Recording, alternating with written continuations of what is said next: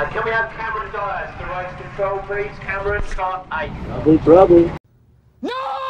I was invited to the KART Race of Champions, 100 of the fastest karting drivers in the world, and all are race winners, track record holders, and of course, champions. But there's one small catch. This is the KART Race of Rental Karting Champions. Hold on. I know what you're thinking. Rental karting? You mean those glorified bumper carts designed for families and children? Well, not quite.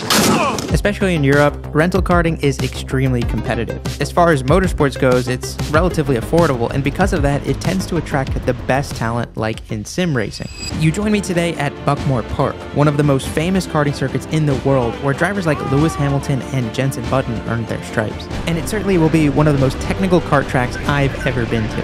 What you're about to watch was one of the hardest race events of my entire career. There were some heated moments in the races that drummed up heated debates, and I even ended up in the Stewards Room. So we'll break down those moments in this video. But first, we have an issue and the racing hasn't even started yet. To make this event as competitive as possible, every driver is weighted to a minimum weight, either the lightweight or the heavyweight class. So let's say you're a tiny driver and you're 25 kilos under, you're gonna have to strap a ton of lead to a seat insert like this. But I was oblivious to this. Here we go. Bang on the weight. Bang on. Oh. I need to add a bit then. Where do I get weight from then? I've never done this, so I don't know. Yeah. So I'm a bit under what I expected, which is a good thing. But also it's a bad thing because I don't have any weight. I'm going to say it's on the driver's responsibility to make sure you are at the minimum weight. I didn't know that was a thing, honestly, until I looked it up last night. So Well, that's on you. yeah, that's definitely on me. I'll see what I can do. So while I was waiting for Clinton to look for some lead, I had a little wander around to stack up my competition. And something I've never seen before in rental karting are literal groups of drivers wearing matching suits, because they're actually a team of rental karting champions that came and practiced here for this specific event. So I knew I was really up against it. Clinton actually managed to source me a couple kilos of lead, and Josh from ProKart is actually taping it up, so I guess I don't get lead poisoning. But because I didn't need very much, I'm essentially just going to use this as an insert that's going to go inside of the rubber insert that you put into the kart seat. So I'll just carry this around from kart to kart as I go through the sessions throughout the day. So the first lightweight heat is going out right now. The track record holder of Buckmore Park is actually out there in the lead. So stiff competition. The racing already looks very intense, so I'm looking forward to it. So just had a go in the Pro Kart. It had junior engines on it, so it wasn't max power or anything, but my God, those karts are so much fun. And it was good because I got like literally 5 laps to learn the track before I hopped straight into qualifying. Obviously, totally different kart here, much slower for the rentals. But at least I know which direction I'm going in, I suppose. Yeah, they made a joke in the driver's briefing that like, well, we all know everyone's been here already, so I won't need to go over this slide. And I was like, okay, well, I probably am the only person who's never been here before, so that's gonna be my excuse for today. So let's see how I can work through the races. Maybe I'm quick straight away, probably not, but let's see how I progress. Should be quite the challenge. All right, so qualifying. All I've had up to this point are 5 laps in the Pro Kart, which we did for demonstration purposes. Obviously a totally different handling kart to the rental Sodi RT10s that we're gonna be racing today. So this is a new kart for me, and it's a completely new track as well, and certainly one of the most technical kart tracks I've ever driven. It's got elevation, it's got high speed, low speed, switchbacks, difficult curbs, it's got everything. But on the first lap, I was actually feeling really good because I had already overtaken a kart, and the kart ahead of him I was managing to keep up with for at least most of the session. Now, I didn't know what the lap times were because we didn't have any dashboard saying what lap times we were doing, and I couldn't see the live timing monitor that was off to the side. But it wasn't until qualifying ended that I realized just how much time I needed to find. They started lining us up one by one, and it was taking ages before they even called my kart number. And so in the end, I qualified P16 out of 18 drivers.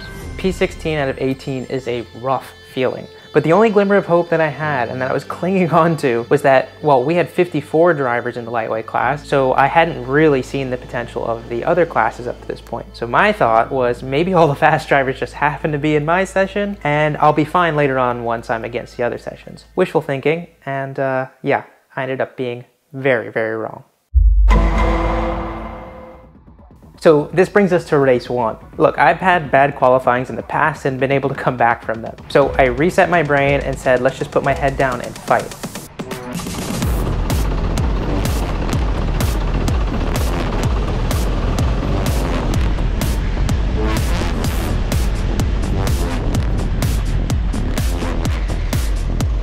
I was feeling pretty good on lap 1. I wasn't necessarily gaining anything, but I wasn't losing anything either. But then after Sector 3, I started seeing a massive gap form to the karts ahead, and I knew I was officially in the shit. And so I basically spent the rest of the race learning the track, testing curbs, and strategizing for race 2. In the end, I finished exactly where I started in P16. So first race done now. Qualifying was dismal. Luckily, I've talked to a few other guys around here and they've been helpful in giving me some tips here and there. So I think I know a few things to try. Fingers crossed for race 2. So the grid for race 2 is actually randomized, but I'll be starting in familiar territory, P15. Now, off the line, I made 2 crucial mistakes which immediately put me on the back foot. So first, I managed to look down at the GoPro as soon as the lights went out, and I also took about 7 years to get to full throttle in a kart that already doesn't have any torque. So my reaction time here was 0.39 seconds, about double the average human reaction time, and between that and the full throttle mistake, I am actually getting swamped here, and I'm very quickly going to be out of position heading into the middle sector. What amazes me is that I'm already towards the back of the grid, but look how racy it is. I've never been to a rental karting competition that is this competitive. I was definitely feeling racier than in race 1, but I was also starting to realize that I am just not being aggressive enough. I honestly think it's just because I'm not used to going full try-hard mode in rental karts because, you know, I just don't want to be that guy normally. But I was quickly realizing that today was not the day to be Mr. Nice Guy. So to me, this was the perfect time to get the old elbows out and test to see how much I could get away with the stewards. And as it turns out, I wasn't the only one doing that either. I was having a great battle with the number 7 and I'm right on their gearbox, but then something strange happens into turn 1. So I didn't really mean to bump them there at this point, but they were going so slow through turn 1, I didn't feel like I really had a choice, otherwise we were just going to lose the karts ahead of us. But nevertheless, the battle continued. I made a little mistake in Sector 3, and the number 7 managed to get back around. But then this is where it really started to get strange for me. We're heading back into turn 1, and this time it felt very intentional. The brake testing situation was all a little bit strange to me. So I had actually posted a short about this whole situation, and the opinions were kind of split. Not quite 50-50, but quite close to that. But to me, it was actually fairly cut and dry after checking the GPS data. So this is on lap 13, completely clean run through turn 1, where my minimum speed is 55.3 kilometers an hour. Here's that first brake test, dropped all the way down to 50.4. 5Ks is quite a lot, but I'll give the benefit of doubt. But then on the second brake test, the speed dropped 8 kilometers an hour from the control run, which is huge.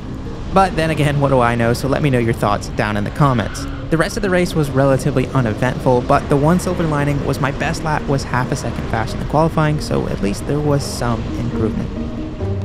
So heat 2 complete, not really any better than heat 1. Yeah, I'm really a bit lost for words, to be honest. I mean, I don't have any excuse, I just need to get quicker. Yeah, go for race 3, send it, and I want to do a lap time in the 49. I think I'd be happy with that. Oh man, race 3 is when the elbows really started to come out. So just like in race 2, the starting grid is randomized, and this time I'll be starting in P5. And I'm quite hopeful because there are a lot of drivers I haven't actually raced against yet, so I'm hoping maybe there are some lower skilled drivers, and I might actually have a chance at a good result here.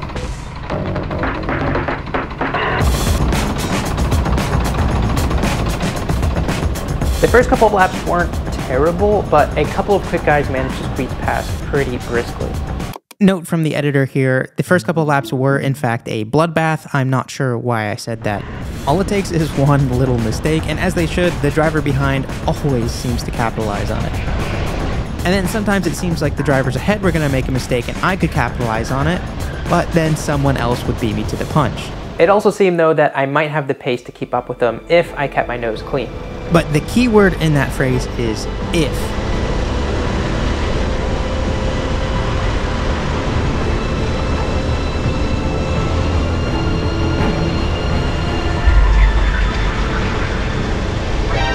This is one of those things I need your guys' opinion on because in any other form of motorsport I've driven in, If there's any sort of overlap, then the kart inside has some kind of right-of-way. But maybe because there are bumpers, it doesn't seem like that's a rule anyone else is following today. I don't want to be that guy, but it did feel like this kart was lacking quite a bit of torque, and all it took was one mistake on a corner exit, and I got absolutely freight trained down the main straight. The biggest dilemma going on in my brain now is, do I defend or do I try and keep up with the group ahead of me? And a lot of times I chose to try and keep up with the group ahead, but then that just allowed so many cars to freight train all at once. It's one thing to be fast with perfect race lines in quali mode, but it's another thing to be fast while also defending. In a race car, I'm not the type of driver who's like constantly driving in the mirrors, but it was clear to me that I was missing having those mirrors and using them as like a peripheral way of knowing at least where the karts are behind me. You can see sometimes I'm doing these head checks, but just not at the right point, and the drivers behind are getting ahead pretty easily, and I'm honestly feeling kind of defenseless. So my solution to that was to try and be aggressive and make overtakes, but when an overtake attempt failed, the driver behind me always somehow managed to get around. And that kept happening over and over and over again, until I was in like P14 or P15. But there was a group of us during that race that were having some amazing back and forth battles, and it was super cool to see the sportsmanship at the end of the race.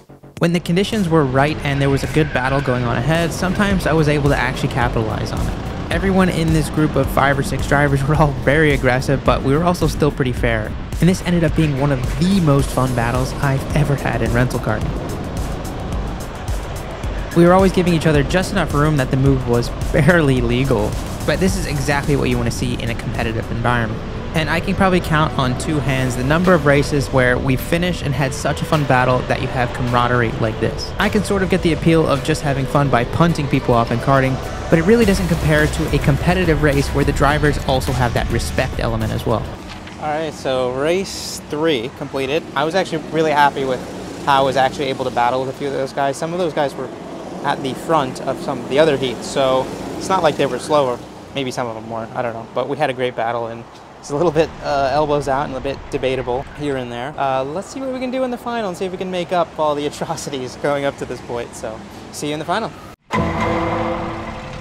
Race 4 is for all the marbles. Well, sort of. So all 100 plus drivers in the lightweight and heavyweight class have competed in 3 races up to this point. Their total points from those 3 races determines their final grid spot in the final race, but because obviously we can't all race at once, there's an A, B, and C final for each of the weight classes. And I want you to have a guess where I'm starting. P13 and C final. So let's assume I finish this race in first. That still only effectively puts me P36 in class. The good news, at least I know I'm starting with people who should be a relatively similar pace as me, so maybe there's more opportunities to move forward here. And this is the last race of the day, so are the stewards really going to penalize us? Let's see what I can get away with.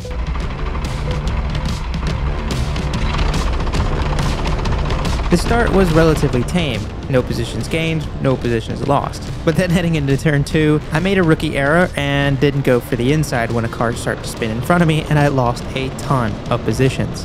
But then later in the lap, I slotted into place, and unlike in other races, I didn't feel like I was getting completely gapped. Immediately, I was feeling much racier with this group. Now, don't get me wrong, I was still letting karts pass when I should have just defended, but at least now when I lost 1 position, I wasn't immediately losing 2, 3, or even 4 positions right after that. It was also becoming apparent that the drivers around me were making more mistakes than in previous races. And now with a few laps under my belt, I was getting much better at capitalizing on these mistakes and even showing the nose from time to time. I definitely have the pace to at least overtake this number 4 kart in front of me. And now on the race director's monitor, you can see that the number 4 kart has a contact warning, so he's on his last strike. And then 2 corners later, this happens, and I'm gonna need your guys' opinion on this. You see that he holds the brake well past the apex, and it's not like I'm barreling in at a ton of speed. I wasn't even really trying to overtake, so it probably is, on a technicality point of view, my fault because I'm the car behind, but I'm really not sure, so yeah, let me know in the comments. But nevertheless, I got around him, and now I'm in a heated battle with the number 15 kart. After he got around me on lap 5, it became a constant back and forth battle between us. He'd make a mistake, I'd get around, I'd make a mistake, he'd get back around. While it's not for P1, this type of battling was making me feel so much more confident in my driving.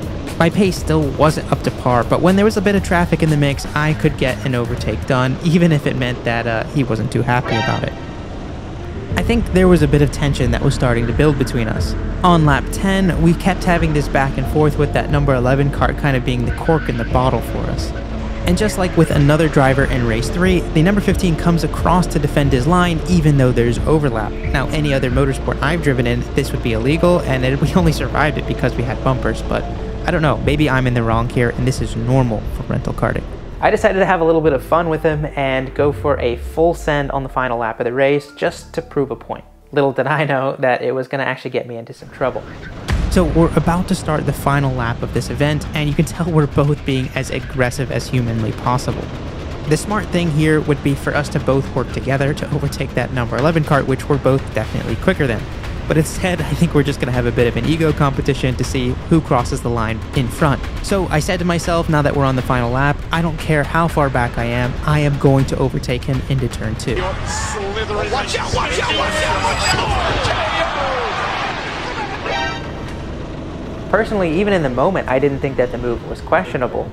I mean, after all, I was alongside by the apex.